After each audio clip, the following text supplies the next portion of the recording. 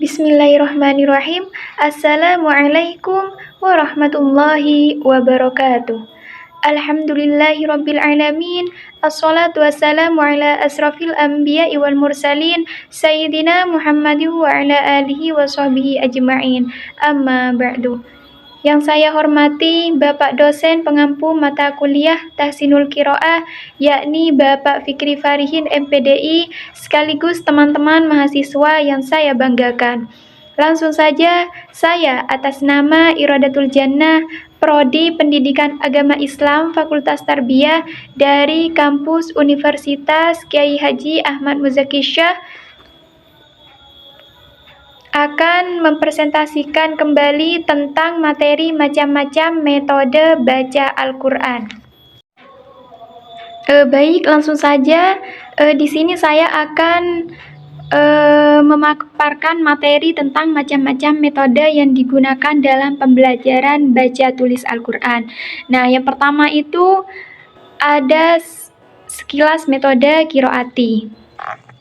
Nah, metode qiraati di sini dicetuskan oleh Kiai Haji Dahlan Salim Zarkasi pada tahun 1963, yang pada waktu itu beliau berprofesi sebagai guru ngaji dan pedagang. Nah, munculnya metode qiraati di sini tidak secara tiba-tiba, tapi melainkan melalui perjalanan yang cukup panjang, yaitu melalui eksperimen, studi banding, dan silaturahmi ke pesantren-pesantren yang dianggap maju dan berhasil dalam mengajarkan bacaan Al-Quran. Nah, adapun metode qiraati disusun pada tahun 1963 Hijriah. Sistem kaidah qiraati di sini ngembul Kalipare. Nah, buku ini pertama kali muncul terdiri dari 10 jilid, kemudian mengalami 2 kali revisi hingga sekarang buku qiraati terdiri dari 6 jilid. Nah, dalam mengajarkan metode qiraati, di sini ada 1 sampai 6 jilid. Yang pertama yaitu jilid 1 adalah kunci keberhasilan dalam belajar membaca Al-Quran. Yang kedua, jilid 2 lanjutan dari jilid 1 yang di sini telah terpenuhi target pada jilid 1. Yang ketiga, jilid 3 adalah setiap pokok bahasan lebih ditekankan pada bacaan panjang atau huruf mat. Nah, untuk jilid 4 di sini materinya itu 2 Imam Murjito, pengantar metode qiraati, Semarang, Raudatul Mujawidin, keberhasilan dalam bacaan tartil dan bertajwid. Nah, jilid kelima ini berisi tentang lanjutan dari jilid 4. Di sini diharapkan sudah harus mampu membaca dengan baik dan benar. Nah, untuk jilid yang keenam, jilid yang terakhir yang kemudian dilanjutkan dengan pelajaran juz 27. Nah, adapun kelebihan dari metode qiraati di sini adalah guru itu mengajarkan murid dengan langsung memasukkan dan mempraktekkan bacaan tartil sesuai dengan kaidah ilmu tajwid. Nah, sistem pendidikan dan pengajaran metode qiraati di sini melalui sistem pendidikan berpusat pada murid dan kenaikan kelas atau jilid. Tidak ditentukan oleh bulan atau tahun dan tidak secara klasikal, tapi secara individual atau perseorangan. Nah, itu adalah dari metode sekilas dari metode qiraati. Nah, yang kedua yaitu metode Iqra. Nah, sekilas dari metode Iqra di sini adalah suatu metode membaca Al-Quran yang menekankan langsung pada latihan membaca buku panduan Iqra, terdiri dari 6 jilid, dimulai dari tingkat yang sederhana, tahap demi tahap, sampai pada tingkatan yang sempurna. Nah, metode Iqra di sini disusun oleh Ustadz As'ad Humam di Yogyakarta pada tahun 1983 sampai 1988 hingga pada tahun 1991. Nah, metode Iqra di sini adalah suatu metode membaca Al-Quran yang menekankan langsung pada latihan membaca. Nah, cara belajar membaca Al-Quran pada metode Iqra di sini pernah dijadikan proyek oleh Departemen Metode Pembelajaran Al-Quran sebagai upaya untuk mengembangkan minat baca terhadap kitab suci Al-Quran. Nah, meski demikian, harus diakui bahwa setiap metode memiliki kelebihan dan juga kelemahannya sendiri. Oleh karena itu, perlu ada upaya konvergensi dengan memodifikasi beberapa metode guna mendapatkan metode pembelajaran yang menarik, menyenangkan, dan juga efektif. Nah, adapun sistematika metode Iqra di sini ada 6 jilid. Yang pertama jilid 1 itu berisi tentang pengenalan bunyi huruf tunggal yang berharokat fathah. Yang kedua, jilid 2 diperkenalkan dengan bunyi huruf-huruf bersambung yang berharokat fathah, baik huruf sambung di awal, di tengah, maupun di akhir. Jilid 3 diperkenalkan bacaan kasroh dengan huruf bersambung, kasroh panjang karena diikuti oleh huruf ya sukun, bacaan domah dan domah panjang karena diikuti oleh waw sukun. Jilid 4 dengan bacaan fathah tanwin, kasroh tanwin, domah tanwin, bunyi ya sukun dan waw sukun, mim sukun, nun sukun, dan lain sebagainya. Nah, jilid yang kelima ini terdiri dari cara membaca alif lam komariah, waqaf, mad far'i, nun sukun atau tanwin, menghadapi huruf-huruf idgham biunnah, dan lain sebagainya.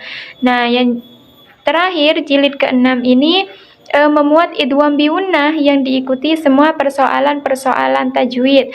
Pokok pelajaran jilid 6 ini cara membaca sukun atau tanwin yang bertemu dengan huruf-huruf, cara membaca nun sukun atau tanwin bertemu dengan huruf-huruf iqlab, terus bertemu dengan huruf ikhfa, terus juga pengenalan waqaf, cara membaca waqaf pada beberapa huruf atau kata, dan lain sebagainya. Nah, yang ketiga yaitu tentang metode tilawati. Nah, adapun metode tilawati dalam pembelajaran membaca Al-Quran yaitu suatu metode atau cara belajar membaca Al-Quran dengan ciri khas menggunakan lagu ros dan menggunakan pendekatan yang seimbang antara pembiasaan melalui klasikal dan juga kebenaran membaca melalui individual dengan teknik baca simak. Nah, adapun aplikasi pembelajaran metode ini dengan lagu ros. Nah, lagu ros di sini adalah lagu yang dipraktekkan dengan gerak ringan dan juga cepat. Nah, prinsip-prinsip metode tilawati di sini yang pertama yaitu diajarkan secara praktis menggunakan lagu ros, diajarkan secara klasikal menggunakan buku.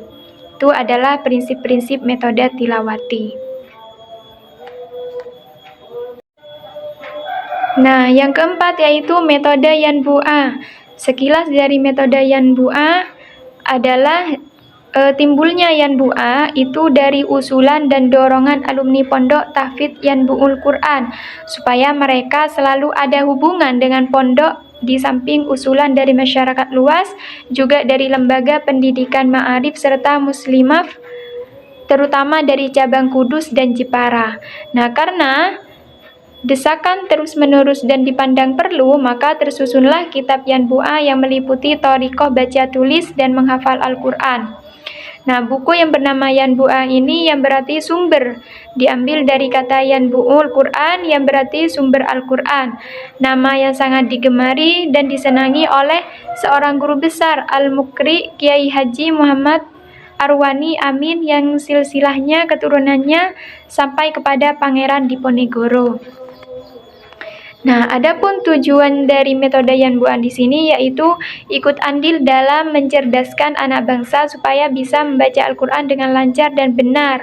Terus menyebarluaskan ilmu, khususnya ilmu Al-Quran. Terus juga memasyarakatkan Al-Quran dengan ros Usmani. Terus juga untuk membetulkan yang salah dan menyempurnakan yang kurang. Mengajak selalu mendarus Al-Quran dan musyafahah Al-Quran sampai hatam. Nah, adapun tulisannya di sini yaitu tulisan disesuaikan dengan ros Usmani. Contoh-contoh huruf yang sudah berangkat semuanya dari Al-Quran kecuali beberapa kalimat yang tidak ada di Al-Quran untuk memudahkan anak. Itu adalah sekilas dari metode Yanbu'a. Nah, terus yang kelima yaitu metode dirosati. Nah, adapun sekilas dari metode dirosati adalah suatu belajar mengajar Al-Quran yang terdiri dari beberapa tingkatan jilid, dari jilid 1 sampai jilid 6. Dan buku tajwid ini disertai buku pedoman mengajar metode dirosati. Nah, adapun di sini dapat kita simpulkan bahwa metode dirosati adalah metode pembelajaran Al-Quran yang dibuat oleh cabang Ma'rif NU Jember yang terdiri dari 6 jilid yang tujuannya untuk mempercepat pemahaman membaca Al-Quran. Nah, penyusun metode dirosati di sini mempunyai gerak yang dinamis sesuai dengan perkembangan dan kebutuhan serta kenyataan di lapangan. Nah, kualitas dan kemampuan guru yang baik tanpa didukung oleh metode yang baik dan dapat ditunjang oleh kualitas dan kemampuan guru yang baik dan berkualitas. Hal tersebut sangat menentukan keberhasilan dan kualitas suatu pendidikan Al-Quran. Nah, yang terakhir yaitu tentang metode tartili. Nah, sekilas dari metode tartili merupakan suatu metode yang mana dalam membaca Al-Quran langsung tanpa dieja dan memasukkan atau mempraktikkan pembiasaan bacaan tartil sesuai dengan kaidah ulumul tajwid dan ulumul warib. Dan salah satu metode pembelajaran Al-Quran yang lebih praktis dan lebih cepat untuk membantu murid dalam membaca Al-Quran. Nah, oleh karena itu, dengan metode tartili diarahkan untuk meningkatkan kemampuan siswa untuk berinteraksi dengan Al-Quran, khususnya dalam mendengar atau istima dan membaca qiraah atau tilawah, baik bin nazar dengan melihat tulisan atau bil waib dengan hafalan. Nah, metode tartili di sini dikarang langsung oleh Al-Hafidz Ustadz Kyai Haji Syamsul Arifin. Beliau adalah pengasuh pondok pesantren Darul Hidayah Kesilir Wuluhan Jember, Jawa Timur. Nah, dulu beliau pernah dipercaya sebagai koordinator metode qiraati sewilayah Jawa dan Bali. Kemudian pada pertengahan tahun 2000, beliau menciptakan metode sendiri yang diberi nama metode belajar Al-Quran tartili. Nah, itu adalah sekilas dari metode tartili. Nah, baik, mungkin hanya itu yang dapat saya sampaikan tentang materi macam-macam metode baca Al-Quran. Nah, semoga dengan saya tadi sekilas yang saya sampaikan tadi tentang macam-macam metode baca Al-Quran, mudah-mudahan bermanfaat bagi kita semua. Apabila dalam video ini ada tutur kata yang kurang sopan atau kurang berkenan, saya mohon maaf yang sebesar-besarnya.